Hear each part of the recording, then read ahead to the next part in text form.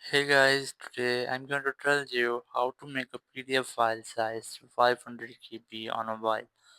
If you are using any phone now you want to make your PDF file size almost 500 KB, so let's see how can I do this. So for this you just have to compress your PDF. So let's see how can you compress your PDF.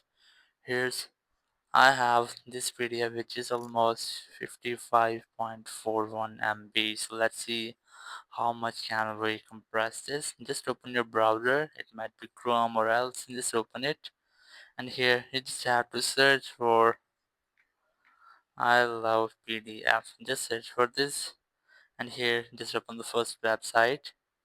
Here you just have to look for compressed PDF, tap on it, then tap on select PDF files. Here you just have to select the PDF which you have, then select compressed PDF.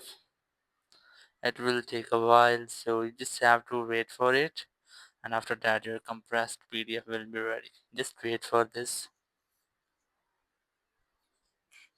Here you can see the PDF has been compressing, so you just have to wait for it until it's loading.